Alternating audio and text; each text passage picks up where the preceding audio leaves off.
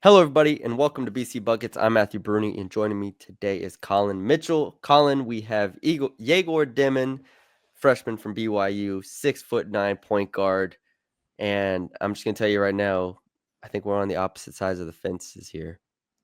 You have no idea what I even think about him. You've said in passing one time off air that you didn't think he was very good. I mean, I didn't say he was very. I didn't say that he. Okay, we'll get into it. But okay, Egor Demin, spent from Russia originally, 1 year at BYU, like I said, 33 games, 28 minutes, 10.5 points, 5.5 assists, 4 boards, 3 turnovers, 41% from the field, 27.3% from three, second highest assist rate in the Big 12.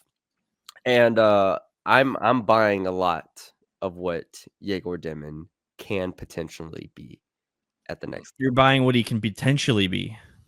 Yes. I'm buying it. And maybe call me, you know, say that I'm wrong. I don't care. He is 6'9" and can pass the ball at this level. Mm-hmm. That already, to me, sets the floor significantly higher than where I think a lot of people are giving him credit for. Because I actually think from a processing ability, like I think he sees the game really, really well. I agree. Um, I agree with that. like and then he's able the passes that he makes are constantly on time and on target. And sure, there's sometimes where he throws them really hard and his teammates will fumble them or they're just like maybe a smidge high or something like, but for the most part, you're looking at skip passes, the hook passes, the one-handed passes, all these things at 6'9", and to have the assist rate that he had, even without being like the highest usage player. Like I don't even think he was like a guy who I don't have the usage in front of me, but I don't 24 and believe a half. what was it? 24 and a half. Yeah, that is not. I mean, we did Jeremiah Fears and Casperus and stuff like. Um, Ken Palm says 26 usage percentage, which is 240th in the country. Um, I mean, to be that level of passer, even when you're not that ball dominant, I just think he's very creative. I think he's smart. And with almost 200 pick and rolls ran this past year, I think he has a very, very clear path to being a impact player in the NBA. Yeah, I mean, I don't disagree with you from a playmaking perspective. I mean, like you already mentioned, 34.6% assist percentage. The skip passes he makes. I think the thing that impresses me the most is again that ability to process the game, because a lot of times he get the ball from a teammate and he'd already know where it's going to go. It'd be to a corner, it'd be to the guy, to a rim runner, uh, and then in transition, same type of thing. If he'd get the ball on the wing and you had a shooter streaking by, he'd hit the shooter and look to not pass. I think though that you mentioned not having a high usage in doing all this. I think in the NBA, you're going to have trouble doing that without having really any type of scoring ability for a point guard. I don't see the scoring there to have him have the ball in his hands to make those really good plays.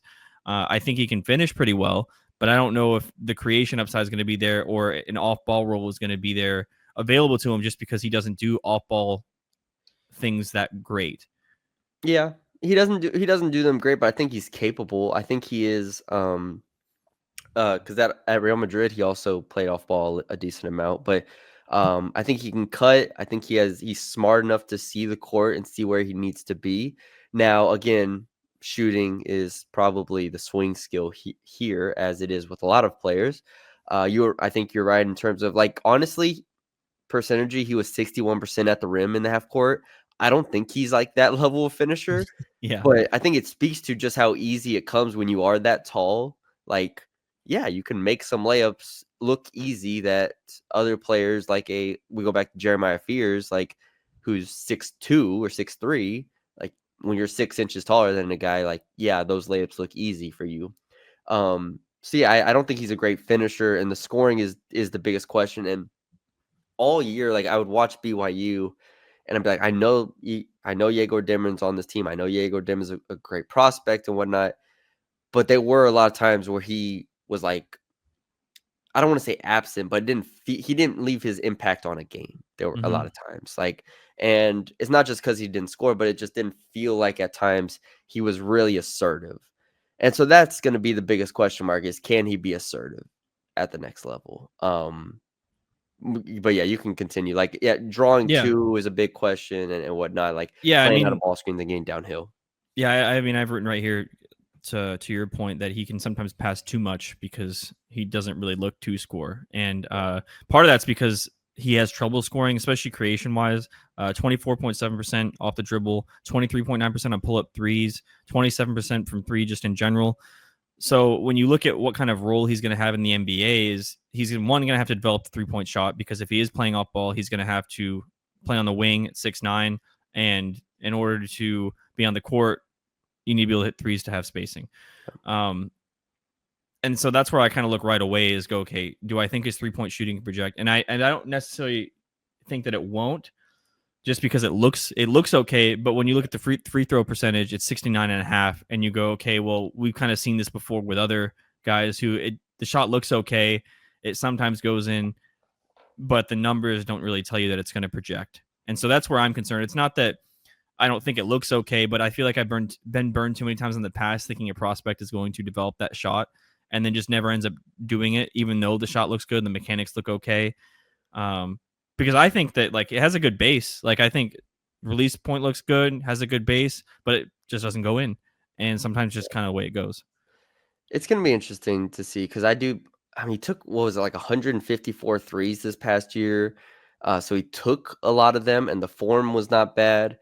I agree the free throw percentage. If the free throw percentage was like 75% even, I think we're looking at this not completely different, but significantly more differently. Like that's the key thing for me is can he just make catch and shoot threes, which he was 29% on this past year. I'm going to bet that because of what we've seen from other players, if he puts the work in, I think he's going to be a fine shooter in the NBA. Now, can he hit them off the bounce is the better question to me. Mm-hmm. Because if he can shoot, then he can stay on the court in an off-ball role. If he can shoot off the dribble, then he can do more as an on-ball player, and it raises his ceiling significantly. I'm okay betting on him to be able to get downhill a little bit more with NBA spacing and out of ball screens. And then I'm okay with betting on him to be a capable 3-point shooter. I just think the form is there, and I think he's a good enough basketball player to figure it out if he puts the work. And kind of like Steph Castle was, even though this is a higher floor than Castle was. Like I think I trust good basketball players to figure it out a little bit. But that's kind of the scary thing for me is like you have to get I don't think he'll ever be good at like pull-up jumpers, like Yeah. mid-range jumpers. Like I'm not saying he has a super high ceiling as a scorer at any point, but at 6'9", if he can get to the paint at any consistent level with his passing ability, I think he's an absolute game changer for teams. And so Game that's where changer. I go. I do. I think he's a starting point guard on a very good team if he can get to the paint at a consistent level in 3 years, in 4 years. Like that's where I start to like really get excited because you don't see this. Like I was looking for comps. I don't know about you, but I was struggling to find comps for this. Mm-hmm. We don't have to get into it now, but like that's why I was like, we take it for granted, be like, well, he's just another point guard. So I'm like, no, he's 6'9" with a 6'10" wingspan. Now it's not like a huge wingspan, but like 8'9" standing reach. And he had the second highest assist rate in the Big 12 this past year. And I think the shot will be good or good enough. I'm okay buying the tools on this guy. I'm trying to look up. I can't remember off the top now because I'm trying to think about it. There was the guard last year who played in Europe that was an insane passer. Nikola Topic. Yes. Yeah, Yes. and Yegor is 4 inches taller, 5 inches taller, 4 inches taller. Is that true? Yeah, how tall was Topic? Topic was not 6'6". okay. 3 inches taller 3 inches than taller. Nikola Topic. But point being, And Nikola Topic, we still haven't seen him play a game of basketball yet. He's still on the injured reserve. yeah, I know he's still over there, but like, I mean, you didn't bring him over because obviously you don't think he's good enough right now. So, but but that's the kind of player that I thought of. I was like, oh, it's like to me, like I was like, okay, it's kind of like Nikola Topic, where he's not in terms of the way they play, because I think Topic is a lot more physical, but just in terms of you go, oh, like that guy can pass the ball, and you go, that's a changing passer. Yeah. But there's a lot of other things that need to catch up for that to happen. So that's where I kind of hold I'll my. say this more than Topic. I mean, it kind of feels like the Alexei Pokazevsky excitement for Mm, me, where you had a guy that was that tall, that was able to create and handle at that level. So maybe I am getting overly excited here, but I do think the 3-point shot, I think it comes around enough. And I think with his hand, like the handle's not even great. So like if you want to push back, it's very easy to push back here. yeah. But at some point, you, the listener, and you, Colin Mitchell, will have to take a bet on somebody in this class. And I'm good with betting on a guy at this size with this basketball IQ to figure out the shooting. And then also, I honestly don't even think he's going to be a bad defender. Oh, I completely agree with that. I think he's going to be a pretty good defender, and that helps obviously with his length. But I also don't think his feet are in cinder blocks or anything. Like I think he'll be a pretty good defender. Yeah. Do you have any other pushback here? I mean, the low free throw rate. The only thing, and you already mentioned it, was going to be the handle. Yeah. I think self creation and handle is also a thing. You know, you can talk about the shooting and the pull ups and stuff like that, but I think even to get to those spots, he kind of has trouble. So I'm not sure what that looks like at the next level, especially because you're not going to have the ball in your hands if you can't hold on to the ball. So my comp kind of goes into that. I found the comp kind of easy. Okay. So I just said Josh Giddey. I think Josh Giddey he's a really good passer, can make plays, but in terms of that shot and self creation, it's not really there. Yeah. Josh Giddey is, yeah, that's what I've written down too as one of them. How similar or dissimilar is he to Ben Simmons? How dissimilar is he to Ben Obviously, Simmons? he's willing to shoot the ball. I One think Ben difference Simmons was there. a lot more developed into his body than uh, So Egor. Simmons is obviously was a better defender. I think, yeah, better defender, better athlete, better rim pressure. You could argue better creator, but obviously Ben Simmons can't Yeah. shoot. But I think he had the better handle between the two.